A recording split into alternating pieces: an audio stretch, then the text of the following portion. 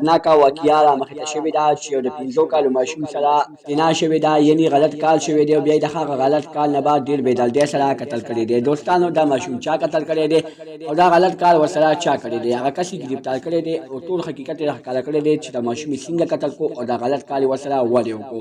خو چلې تاسو د دې پوره معلومات نه ځان قبلول غواړئ که اوسه پورې چا زموږ د چینل مخه نه وي سبسکرایب کړی او موږ زموږ د چینل مخه سبسکرایب کړئ ته د نشان څخه مخه ووهئ چې زموږ خپل یوه نوې معلوماتي ویډیو تاسو ته په اسانۍ سره میلاویږي. دوستانو دا واقعیا په نوخال کې رامخې ته شوې ده چې یو ظالم سړی راپاڅي او یو د 15 کالو ماشوم سره زنا یعنې غلط کار کوي او بیا یې د هغه غلط کار نه بعد ډېر بېدلدۍ سره قتل کوي. دا سړی دا د دې ماشوم ګاونډي و، د دغه ګاونډي په خاطر باندې به د ماشوم دغې کله ورتلو، دغه هلکه کله به ورتلو، دې ماشوم به د هغوی کله لوبې کولې. په دغه وخت باندې د دوی په کور کې څوک نه و او د ماشوم چې کله دوی کله لوبو له ورغلی دی نو دغه کس په ذهن کې غلط سوچونه راغلي دي او د ماشوم یې رانیولی دی او غلط کار یې ورسره کړی دی. چې کله یې د ماشوم سره غلط کار وکړو او د ماشوم ورته په ژړا شو او ورته ویې ویلې چې زه به ستا ټول حقیقت خپل پلار ته وایم چې تا ما سره دا کار ولې وکړو.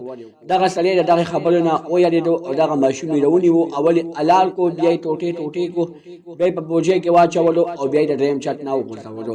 دوستانو چې کله د درېیم چت نه دغه ماشوم وغورځېدو او دغه ماشوم لاش میلو شو، دغه ماشوم لاش ډېر په بد حال میلو شو.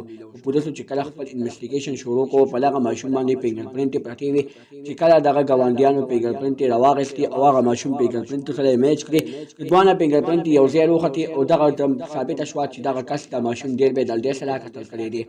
دوستانو که موږ سوچ وکړو داسې واقعي موږ سره ډېرې مخې ته راغلي دي خو اوسه پورې بیا چا څه اکشن نه دی اخیستی.